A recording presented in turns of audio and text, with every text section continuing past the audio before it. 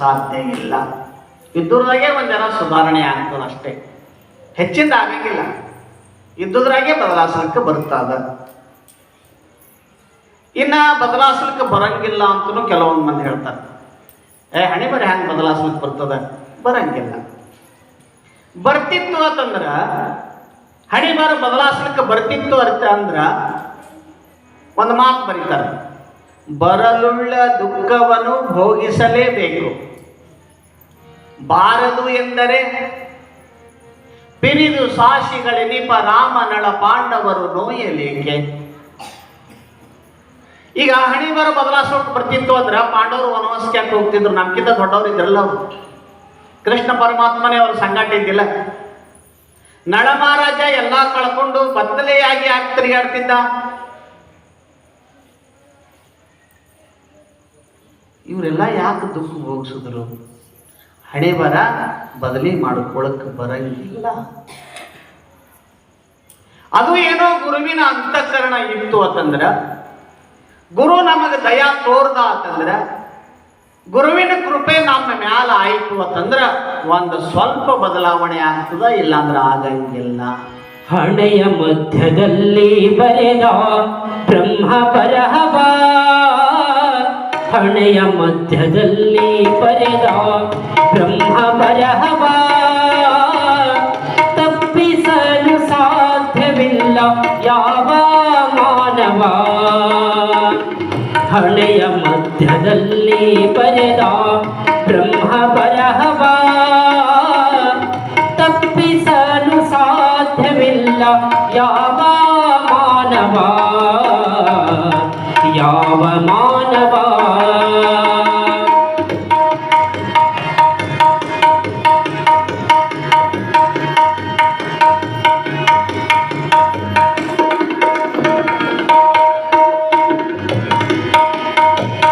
ತಿಳಿದು ತಿಳಿದು ಮಾಯಾ ಮೃಗದ ಹಿಂದೆ ಹೋದನು, ಕಳೆದುಕೊಂಡನೇಕೆ ಸತಿಯ ಶ್ರೀರಾಮಚಂದ್ರನು.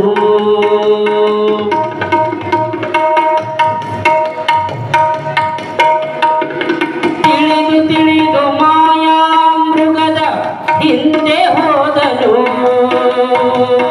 ಕಳೆದುಕೊಂಡನೇಕೆ ಸತಿಯ ಶ್ರೀರಾಮಚಂದ್ರನು. ವರ್ತಮಾನ ಭೂತ ಭವಿಷ್ಯವ ಬಲ್ಲಿದಾತನು, ವರ್ತಮಾನ ಭೂತ ಭವಿಷ್ಯವ ಬಲ್ಲಿದಾತನು. ಕರ್ತನಾದರೇನು ಹಳ್ಳ ಕೊಳ್ಳಾಲಿದನು, ಕರ್ತನಾದರೇನು ಹಳ್ಳ ಕೊಳ್ಳಾಲಿದನು. ಹಣೆಯ ಮಧ್ಯದಲ್ಲಿ ಬರೆದ ಬ್ರಹ್ಮ ಬರಹವ, ತಪ್ಪಿಸಲು ಸಾಧ್ಯವಿಲ್ಲ ಯಾವ ಮಾನವ.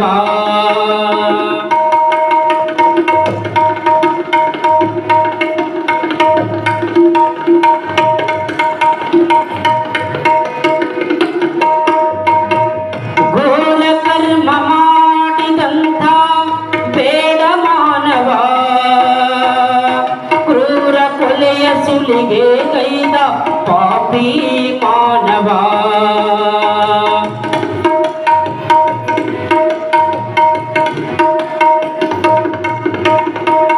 ಘೋರ ಕರ್ಮ ಮಾಡಿದಂಥ ಬೇಡ ಮಾನವ,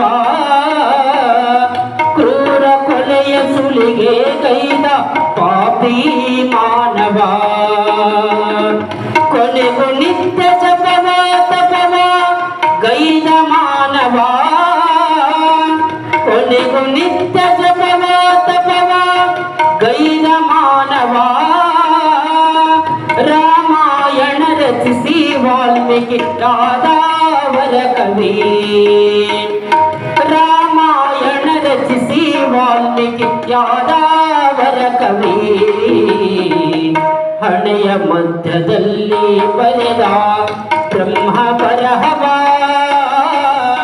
ತಪ್ಪಿಸಲು ಸಾಧ್ಯವಿಲ್ಲ ಯಾವ ಮಾನವ.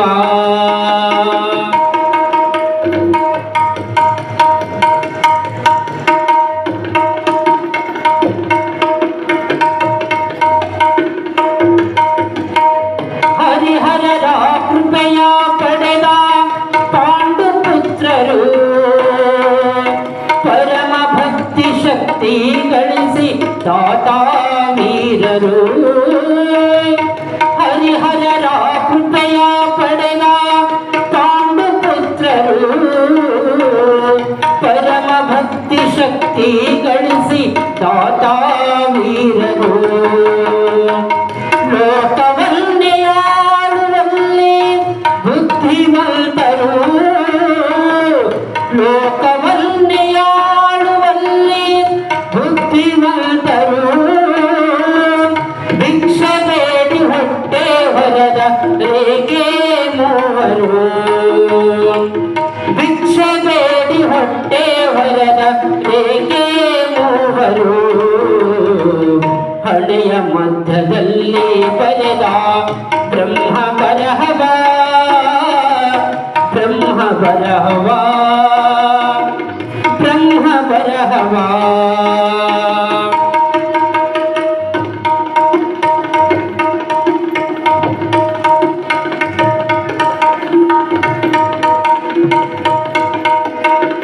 ತಾನು ಮಾಡಿದಂತ ಕರ್ಮ ಬಿಡದು ತನ್ನನು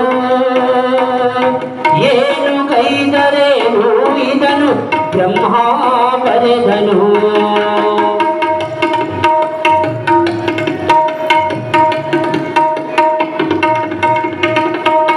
ತಾನು ಮಾಡಿದಂಥ ಕರ್ಮ ಬಿಡದು ತನ್ನನು ಏನು ಗೈದರೇನು ಇದನು ಬ್ರಹ್ಮ ಬರೆದನು ಮೀರಲಿಕ್ಕೆ ಸಾಧ್ಯವಿಲ್ಲ ಕಂಡ ಮಹಂತನು ಮೀರಲಿಕ್ಕೆ ಸಾಧ್ಯವಿಲ್ಲ ಕಂಡ ಮಹಂತನು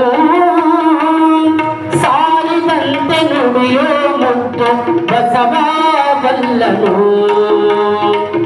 ಸಾರಿದಂತೆ ನುಡಿಯೋ ಮುದ್ದು ಬಸವ ಬಲ್ಲನು ಹಣೆಯ ಮಧ್ಯದಲ್ಲಿ ಬರೆದ ಬ್ರಹ್ಮ ಬರಹವ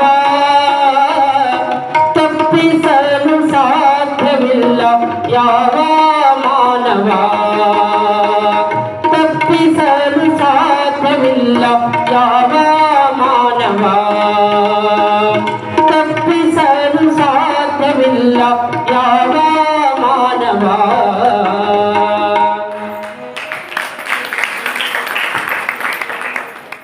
ಹಣೆ ಬರವನ್ನ ತಪ್ಪಿಸಲು ಯಾರಿಗೂ ಸಾಧ್ಯ ಇಲ್ಲ. ಅದು ಅಲ್ಲೇ ಪಡ್ಕೊಂಡು ಬರಬೇಕು. ಮಲ್ಲಯ್ಯ ಭೇಟಿ ಆಗ್ತೇನಂತ ಅಲ್ಲೇ ಮಾತು ಕೊಟ್ಟಾನ ಮಲ್ಲಮ್ಮಗ, ಮತ್ತೆ ಇಲ್ಲಿ ಭೇಟಿ ಆಗಂಗಿಲ್ಲ.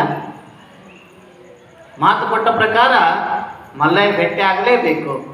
ನೀನು ರಾಮಾಪುರದೊಳಗ ಮಲ್ಲಮ್ಮನಾಗಿ ಜನನವನ್ನು ತಾಡು, ನಾ ಮಲ್ಲಯ್ಯನಾಗಿ ಸದಾನು ಕಾಲದೊಳಗ ನಿನ್ನ ಆಶ್ರಯನಾಥನಾಗಿರ್ತೇನೋ, ನಿನಗೆ ನೆರಳಾಗಿರ್ತೇನೋ ಅಂತ ಮಾತು ಕೊಟ್ಟ ವಿಜಯ ಏನು ಮಾಡಿದಳು ಅಂತ ಕೇಳಿದ್ರೆ ಕೈಲಾಸವನ್ನು ಬಿಟ್ಟು ಈ ಧರೆಗೆ ಬರಬೇಕಾಯಿತು.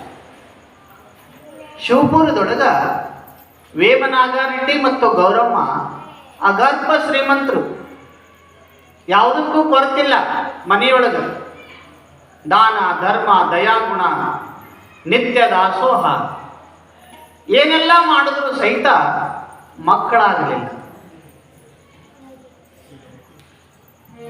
ನೋಡ್ರಿ, ಎಲ್ಲಿ ಬಡತನ ಇರ್ತದ ಅಲ್ಲಿ ಮಕ್ಕಳ ಕಾಟ ಹೆಚ್ಚಿಗಿರ್ತದ. ಎಲ್ಲಿ ಶ್ರೀಮಂತಿಕೆ ಸುರಿತಿರ್ತದ, ಯಾರು ಮಕ್ಕಳನ್ನ ಬಯಸ್ತಾರ ಅವ್ರಿಗೆ ಮಕ್ಕಳೇ ಆಗಂಗಿಲ್ಲ. ನೋಡ್ರಿ, ಬಡವರು ಮಕ್ಕಳು ಬೇಡ ಅಂತಿರ್ತಾರೆ, ಆದರೂ ಸಹಿತ ಮಕ್ಕಳು ಹುಟ್ಟತಾವ. ಈಗಿನವರಂತೂ ಅಷ್ಟೇ ಮಕ್ಕಳು ಹೆರಂಗಿಲ್ಲ, 1-2 ಆದ್ರೂ ರಗಡಾಯ್ತು. ನಮ್ಮ ಆಯಿಗೆ 21 ಮಂದಿ ಮಕ್ಕಳು. ಸಾಯ ತನಕ ಪೇಪರ್ ಓದ್ತಿದ್ರು ನಮ್ಮ ಆಯಿ. 21 ಮಂದಿ ಮಕ್ಕಳು ಸಾಯ ತನಕ ಪೇಪರ್ ಓದ್ತಿತ್ತು. ಮುದುಕಿ ಬಾಯನ ಹಲ್ಲು ಒಂದು ಬಿದ್ದಿತ್ತು. ಎಂಥ ಗಟ್ಟಿಮುಟ್ಟು ಶರೀರದವರು. ನಮಗೇನ 50 ವರ್ಷ ಆಗಿಲ್ಲ, ಹೀಗೆ ಕಣ್ಣು ಕಾಣಿಸಂಗಿಲ್ಲ ನಮ್ಗೆ. ಯಾಕ? ನಾವು ತಿನ್ನುವಂಥ ಆಹಾರ. ವೇಮನಾಗರೆಡ್ಡಿ ಗೌರಮ್ಮ ದಂಪತಿಗಳಿಗೆ ಮಕ್ಕಳಾಗಲಿಲ್ಲ. ಮಲ್ಲಯ್ಯನನ್ನು ಕುರಿತು ಪ್ರಾರ್ಥನೆ ಮಾಡ್ತಾರೆ, ಭಗವಂತ ಮಕ್ಕಳನ್ನು ಕೊಡು, ಮಕ್ಕಳನ್ನು ಕೊಡು, ಮಕ್ಕಳನ್ನು ಕೊಡು.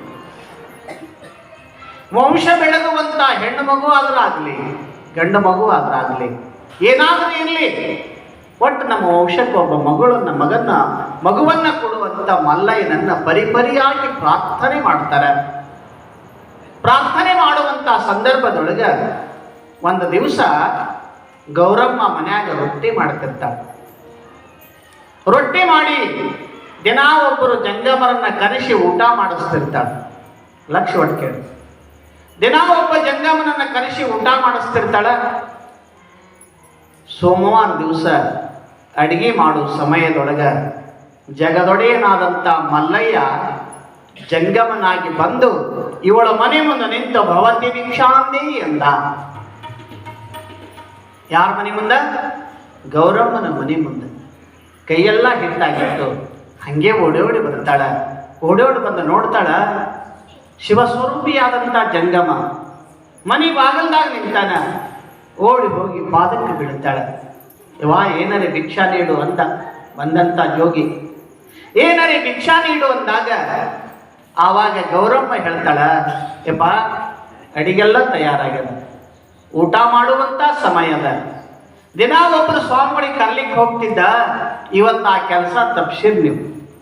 ನೀವೇ ನಮ್ಮ ಮನೆಗೆ ಬಂದಿರಿ, ಮನೆ ಒಳಗೆ ಬಂದು ಪ್ರಸಾದ ಮಾಡ್ರಿ ಅಂತ ಭಕ್ತಿಯಿಂದ ಕರೀತಾಳೆ. ಯಾರು? ಗೌರಮ್ಮ. ಮನೆಗೆ ಬಂದ ಜಂಗಮನನ್ನ ಪ್ರತಿನಿತ್ಯ ಪ್ರಸಾದ ಮಾಡಿಸ್ಬೇಕು. ಅದಕ್ಕೆ ಹೇಳ್ತಾರ, ಐ ಉಂಡು ಮನೆ ಎದ್ದತ್ತಂತ, ಬೀಗ ಉಂಡು ಮನೆ ಬೆತ್ತತ್. ಬೇಗ್ರಿ ಬೇಕಾದಷ್ಟು ರುಚಿ ಅಡಿಗೆ ಮಾಡಿ ನೀವು ಉತ್ತರದ ಬಾಯ ಏನು ತಂದದ ಇವು? ಶಮಗೆ ಉಪ್ಪಿಲ್ಲ, ಬೆಳ್ಳುಳ್ಳಿಲ್ಲ. ನೀವು ಎಟ್ಟೆ ರುಚಿ ಅಡಿಗೆ ಹಾಕಿ ನೀವು ಬೇಗ್ರಿ ಒಂದು ಹೆಸರಿಟ್ಟೇ ಹೋಗ್ತಾರೆ. ಅದೇ ಜಂಗಮ ಕರೆಸಿ ಊಟ ಮಾಡಿಸ್ರಿ, ಉಪ್ಪಿರ್ಲಾರ ಸಪ್ಪಾದ ಕೊಟ್ಟರು, ಇವಾಗ ಬಹಳ ಆನಂದದಿಂದ ಪ್ರಸಾದ ಆಯಿತು ಅಂತ ನಿಮಗೆ ಆಶೀರ್ವಾದ ಮಾಡಿ ಹೋಗವ ಯಾರು ಅಂತ ಕೇಳಿದ್ರೆ ಜಂಗಮ. ನಿತ್ಯದೊಳಗೆ ಒಬ್ಬ ಜಂಗಮನನ್ನ ಪ್ರಸಾದ ಮಾಡಿಸ್ಬೇಕು. ದಿನ ಒಬ್ಬ ಸ್ವಾಮಿ ಊಟ ಮಾಡಬೇಕು ಮನೆಯೊಳಗೆ. ಅನ್ನಕ್ಕೆ ಬೆಲೆ ಬರ್ತದ, ಅನ್ನ ಶುದ್ಧ ಆಗ್ತದ. ಅಲ್ರಿ ನಮ್ಮ ಮನೆ ಅಂದ್ರೆ ರೊಟ್ಟಿ ಸ್ವಾಮಿ ಉಣಿಸಿದ್ರೆ ಏನಾಗ್ತದ? ನೀವು ಕೇಳ್ತೀರಿ, ಪ್ರಶ್ನೆ ಬರ್ತದ, ಹೌದಲ್ಲ? ಒಬ್ಬ ಸ್ವಾಮಿ ಕರೆದು ಊಟ ಮಾಡಿಸಿದ್ರೆ ಏನು ಫೈದೆ ಅದ? ಒಂದು ದೃಷ್ಟಾಂತ ಹೇಳ್ತೇನೆ ನಿಮ್ಗೆ. ಒಂದು ಊರಾಗ ಬಹಳ ಬಡವ ಕುಟುಂಬ, ಅವರಿಗೆ ತಿನ್ನಕ್ಕೆ ಜ್ವಾಳಿಲ್ಲ. ದಿನ ದಗದಿಗೆ ಹೋಗಿ ಬಂದು ಕೆಲಸ ಮಾಡಿ ಬಂದ್ರೆ ಅವ್ರು ಒಲಿ ಹೊಂತಿತ್ತು, ಇಲ್ಲಾಂದ್ರೆ ಒಲಿ ಹೊಂತಿತ್ತಿಲ್ಲ. ಅಷ್ಟು ಬಡತನ. ಆದರೂ ಸಹಿತ ದಿನ ಒಬ್ಬ ಸ್ವಾಮಿ ಕರೆಸಿ ಊಟ ಮಾಡಿಸಲಾರ್ದೆ ಅವರೆಂದೂ ಬಾಯಾಗ ನೀರು ಹಾಕಿಲ್ಲ. ನಿತ್ಯ ಜಂಗಮ ದಾಸೋಹ. ದಿನ ಒಬ್ಬ ಸ್ವಾಮಿ ಕರೆಸಿ ತಾವು ಮಾಡಿದ ಗಂಜಿನೇ ಮೊದಲು ಸ್ವಾಮಿಗಳಿಗೆ ಊಟ ಮಾಡಿಸಿ ಅವರು ಊಟ ಮಾಡ್ತಿದ್ರು. ಕರ್ಮ ಧರ್ಮ ಸಂಯೋಗ ಏನಾಯಿತು ಅಂತ ಕೇಳಿದ್ರ, ಒಂದು ಸಾರಿ ಮಳೆ ಹತ್ತಿ ಎಲ್ಲಿನೂ ಕೆಲಸ ಸಿಕ್ಕಿಲ್ಲ. ಹೆಂಡತಿಗೆ ಹೇಳ್ದ, ಇವತ್ತಂತೂ ಕೆಲಸ ಸಿಗಂಗಿಲ್ಲ, ಊರಾಗ ಹೋಗಿ ಎಲ್ಲರೇ ಒಂದು ಗಿದ್ದನ ಜೋಳ ತಗೊಂಡು ಬರ್ತೀವಿ, ಗಂಜಿ ಕಾಶಿ ಸ್ವಾಮಿಗಳಿಗೆ ಕರೆಸಿ ಪ್ರಸಾದ ಮಾಡಿಸಿ ನಾವು ಊಟ ಮಾಡೋಣ ಅಂದ. ಆಯ್ತು ರೀ ಅಂದಳಕ್ಕೆ. ಆಯ್ತು ಅಂದ ಮನೆಯೆಲ್ಲ ಸಾರಣಿಗೆ ಹಾಕಿದಳು. ಸಾರಣಿಗೆ ಹಾಕಿ ಮನೆ ಬಾಗಿಲ್ದಾಗ ಕುಂತಳು. ಗಂಡ ಯಾವಾಗ ಬರ್ತಾನೆ ನೋಡಬೇಕು ಅಂತ ತಿಳ್ಕೊಂಡು ಗಂಡ ಊರಾಗ ಜೋಳಿಗೆ ಹೋದ. ಜೋಳಿಗೆ ಹೋಗಿ ಒಬ್ಬ ಸಾವುಕಾರ ಮನೆ ಮುಂದೆ ನಿಂತು, ಸಾವುಕಾರ ನನಗೆ ಇವತ್ತೆಲ್ಲಿ ಕೆಲಸ ಸಿಕ್ಕಿಲ್ಲ, ಒಂದು ಗಿದ್ದನ ಜೋಳ ಕೊಟ್ರಿ ಅಂತಂದ್ರೆ ನಾವು ಇವತ್ತು ಊಟ ಮಾಡಿ ದುಡಿದು ಮುಟ್ಟಿಸ್ತೇನ್ರಿ ಅಂದ. ಸಾವುಕಾರಿಂದ, ಅಲ್ಲೋ ದಿನ ದುಡಿದು ದಿನ ಊಟ ಮಾಡೋನಿ, ನಿನ್ನಂತ ಗಿದ್ದನ ಜೋಳ ಎಂದು ಹಿಂದೆ ಬಿಡಬೇಕು, ನೀ ಎಂದು ನನಗೆ ತಂದು ಕೊಡವ, ಅವೇನು ಜೋಳ ಹೊಳ್ಳಿ ಬರಂಗಿಲ್ಲ, ನಮ್ಮಲ್ಲಿ ಜೋಳ ಇಲ್ಲ, ನಡಿ ಮುಂದಿನ ಮನೆಗೆ ಅಂದ. ನೋಡ್ರಿ ಬರ್ತಾನ ಅಂದ್ರೆ ಎಷ್ಟು ಕೆಟ್ಟ ಇರ್ತದ. ಮುಂದಿನ ಮನೆಗೆ ಹೋದ.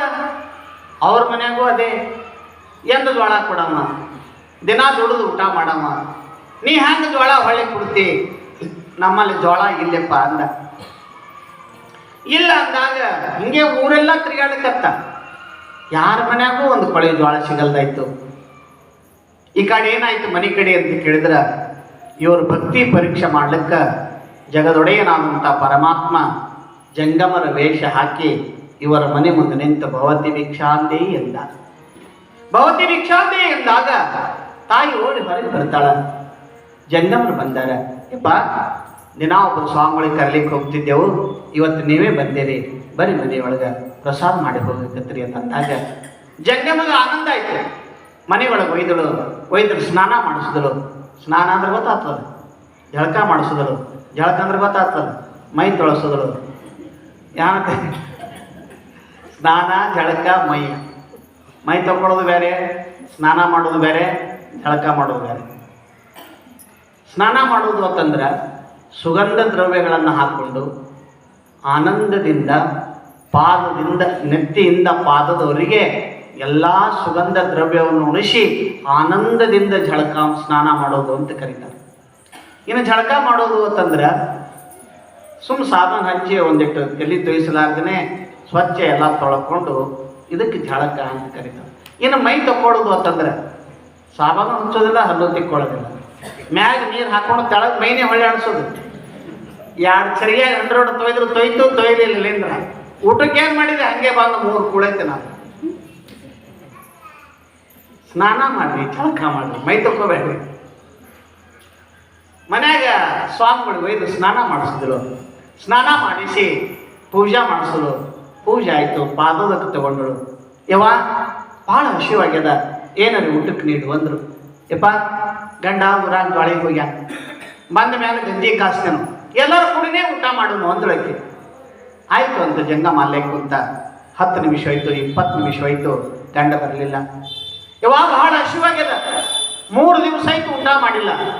ಏನಾರೇ ಊಟಕ್ಕೆ ಕೊಟ್ರಿ ಅಂದ್ರೆ ಉಳಿತ, ಇಲ್ಲ ಅಂದ್ರೆ ನನ್ನ ಪ್ರಾಣಿ ಇಲ್ಲೇ ಹೋಗಿ ಬಿಡ್ತದ ಅಂತ ತಿಳ್ಕೊಂಡು ಬಿದ್ದು ಒದ್ದಾಡಕತ್ತ.